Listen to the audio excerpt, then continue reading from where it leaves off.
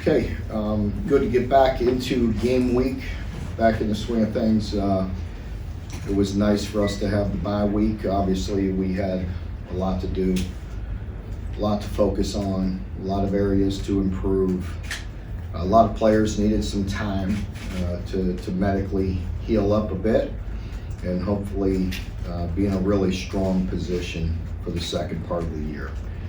Starting with a big challenge going on the road to a very tough environment, a place that we hadn't played our best football, and going on the road to Mississippi State in Mike Leach's second year, we know will be a real challenge. They have done some very good things this year in all phases, and you could see offensively, which is, really is no surprise to anybody to see the improvement. With Mike, that's no surprise. That's to be expected, and we all know what kind of quality football coach he is. But you continue to see a very, very strong defense as well that presents a lot of problems, and the same with special teams. So, complete football team. We will have to have a great week of preparation as we get ready to go down there to Mississippi State. Has there been any theme, you mentioned not playing well down there, has there been any theme or consistent problem with that? I can't put my finger on any one thing. There were times when we were down there and not really in a good game. There were times early on where we had a chance to steal one, and we had a guy backside, offside. I'll never forget that. On the onside kick, he was an inch offsides, but he was on the backside. He could have stood there, scratched his head. And but then there were other games when they really weren't very good. They were a better football team than us, and then there's other times when you name it. You know what I mean? You got to coach better. We got to play better. Have better prepared. There's no excuses. We just got to go down there and play better. Mark, do you think you'll get any of those guys with Josh or Marquand back this week? We will see. Yeah, I feel like there's a chance. Yes. Last time you were down there getting, I don't know if Sawyer was completely healthy, at the time, he banged up against Florida there. Mm-hmm. What, having a, more stable quarterback situation, how much does that help kind of this time around for him? Well, definitely, the continuity will help, and being at full strength at that position always helps. I mean, there's no question. So we just got to continue to work on ourselves, no matter who we play or where we play. It's really about having a great week, and you know that. You hear me talk about it every week. But we have to prepare well and be ready for a lot of things. They play very good football, and I'm impressed, especially defensively. They're really doing a good job. Mark, that 3-3-5 is just mentioned. I think they were ready to go from the league and total defense. What kind of problems does that present for y'all? They got big, strong guys. They twist, and they could do multiple things defensively. They could be true 3-4. Could be look like 4 down. Like you said, 3-3. They move their jack around a little bit, and they have some big guys. They have length. They cover well. They really do a lot of good things. Mark, last year you played so well against them defensively, but a handful of the guys who play so well here in the NFL now. Can you talk about the challenge for the guys who have had to step forward and fill those gaps and face this kind of offense? Well, I think they could see on film. I mean, anytime you're facing a team that throws the ball upwards of 60 times a game, you better has your attention. And Will is doing a really good job of running the offense. You can see his comfort level going higher and higher, getting rid of the football and not putting them in such negative situations as you would, in the first year of a program or a young quarterback. And so you see him playing at a very high level and getting to where they want to be. The nature of that, where they're getting rid of it quickly, they're throwing underneath. How do you ensure that your pass rushers and your cornerbacks and everybody kind of remains patient, even though they're not getting as many opportunities to peak early? Well, I think there has to be a mixture. Brad did a nice job a year ago, mixing things up. They will. They're continuing to evolve and grow, and But yet you see the same things Mike's been doing for a long time, you know, and mainly just just how well they execute things. You know, they really, you know, just, they do what they do, but the quarterbacks, they understand their system. I think you could see the receivers playing at a much higher level this year, understanding when to sit it down, when to run, and just doing the basics, you know, much better. And, you know, Mike always presents a problem, and his offenses always do, and you see them being more effective, and that goes the same for us. We have to be multiple, we have to mix things up, and we just have to play good football. Mark, I know bye weeks usually give you a chance to look at some guys further down the depth chart, some younger guys. Did any of that happen last week in terms of maybe some players who can help you down the stretch? Yeah, we will see. We'll see how it goes, but I feel good about the young guys and the young guys that are playing for us now and the ones that are close, and it's a good group, working hard. Kind of on that branch there, Jaton got that series, it was in on that series at the end of Georgia. Is he coming? I'm sorry, who? Jaton. Yeah. Is he coming along? You know, I know you're sitting out there maybe pushing back a little bit. Is he kind of getting back to where you thought he might be? He is, and he had a little setback. He had a minor setback physically a week ago, so that hurt again. DeMarcus Harris obviously made a couple of plays for you at Georgia. Was he able to build on that last week? I'd like to see him continue to build on that. We need him to. We need some of our receivers to continue to step up. We've talked about that for a while, and I think he'll have some opportunities. Mark, you talked about winning one-on-one battles. It seems like this game, especially with as much as State throws the ball, you need some guys to really step up and win those battles. Have you put more emphasis on that this week than before? I wouldn't say more. Always an emphasis, and it's always a team game, and within that team, whether it's offense or defensively, if you're talking about defensively, there's always going to be some one-on-ones, whether it's pass rush, on the edge, safety, you name it. There's one-on-one battles, and we're going to have to win some of them. They are, you know, have some very athletic guys, and they have some receivers that they try to isolate and put in one-on-one situations and can make some plays. So we have to be able to counter that and compete. You asked about Josh and Marquand earlier. Is Isaiah Cummings, what's his physical status? We'll see as the week goes on. We'll see. How much of a factor are the cowbells down there? I definitely think they're a factor. Yeah. I'm still lobbying for some deal here. You know, blow a bunch of air horns or something. I mean, it's a pretty good deal for them. How do you feel like Will and the line have handled Pardon the me? crowd? How do you feel like Will and the offensive line have handled the crowd the way South Carolina and Georgia now going this Tuesday? Well, you could see by watching the games, we've handled it relatively well. You know, considering the hostile environment, considering what we saw people, the way they were affected here in Kroger Field, and the way we've gone on the road, we've handled it relatively well. We need to continue to improve on that. You know, the good things we did in those games we need to build on, and a couple little areas, but overall not too bad. Knowing where you're playing, coming off of a bye week, I mean, how paramount is it to get back up the guys back up the game speed this week and, you know, get a fast start out there? It's very important, and it was important to me last week to do that, and to not take the foot off the gas with the players, and they were really good. I really appreciate the players, the way they handled the bye week last week, because they understood there was going to be some built-in time off. But the time on the field, whether it be in the meetings or on the practice field, we needed to continue to keep that. And that's I'm always concerned about that. And so we will come back with a normal week. We will go faster today because they're healed up and didn't play the game Saturday. So we'll pick up a little tempo today.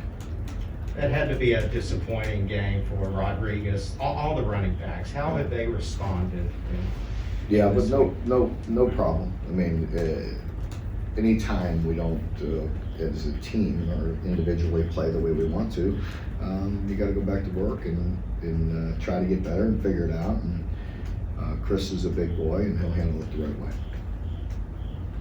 Mark, how gratifying is it? You know, Eli Cox has obviously gotten a lot of, attention and acclaim. I don't recall him being a huge 5-star recruit. How gratifying is it as a coach when you guys identify somebody and they come in and, Yep. achieve at this level? It does, we do appreciate that because Eli is what we thought he was going to be. And again, I don't want to be the headline. If you're just asking, we're discussing it, probably playing a little better than you may have anticipated earlier, but we knew what we were getting and we wanted him and we figured he would be what he is, just a guy that plays extremely hard, that cares about his teammates, that plays well within that group, both the O-line group and the offense and the team. So he's what we thought he would be, maybe and more. I just have a lot of respect for him. He plays extremely hard and he's gets better with every opportunity and competes. And it's like some other overachievers we've had here for the years. Mark, we've heard time to time about the possible greatness of Brennan. What is it that's keeping him getting off his pad and getting up, starting to show his abilities? Nothing's stopping him from doing that. I mean, just the reps, him getting the opportunity, continuing to practice and do all the little things right. And there's a lot that goes into it. Everybody gets infatuated with a name, and I'm not even talking about Michael, I'm talking about anybody. I mean, there's a lot that goes into it. And Michael's progressing, earning trust, from teammates and coaches, and there's a lot of talent and finding the right niche. I mean, here's a guy who played wide receiver, playing running back, it's, setbacks. So he's going to get there. You just got to stay the course. Lonnie Johnson, Damon Davis, some of your former draft classes are just making plays, it seems like every Sunday. Have you had the chance to watch any of those guys during the bye week? What are your thoughts on the success they're having in the league so far? Yeah, just, really proud. You mentioned Lonnie. I mean, I see Lonnie really popping off the screen, every week, and I don't get a chance to watch all of them. I don't have that cable. Maybe you have that cable. I don't watch all of them, but I see the highlights and Jamin and all of them, and they're just proud of those guys. But typically on Sundays, other than yesterday we were back to work. The Sunday before is really the only Sunday we ever have off all year. So that's their one and only day off. Coaches, they better enjoy it. So they're probably spending time with their kids and not watching football. But anyway, just proud of all those guys. Actually just got off the phone, said hi to Bud Dupree, and he's feeling better and getting back into it, and it's good to talk to Bud. And just proud of all those guys and what they're doing. We talked about, from a recruiting standpoint, how important the draft has been for you guys recently, but does it take it to another level when not only are those guys getting drafted, but they're producing in the NFL too now? Yeah, I think it does say a lot. And as our players produce in the NFL, you see more and more, guys around here, and we've seen that anyway. But I mean, it seems like it's just overload, which is good. We want our players to get looked at, and there's so many NFL, scouts through here. It's been amazing, and they're taking a good look at our guys, and the fact that they're doing well at the next level, it's important. It's good. We're just happy for the players, but of course it helps build the program as well. Mike Leach got asked about his favorite Halloween candy over the weekend. Do you have a particular favorite Halloween candy? I knew that question was coming. I did. You want me to do my best Mike Leach in the can? There's only one and only Mike, and I won't even try to go there, so I just stay away. You could tell by me, I mean, I eat any candy.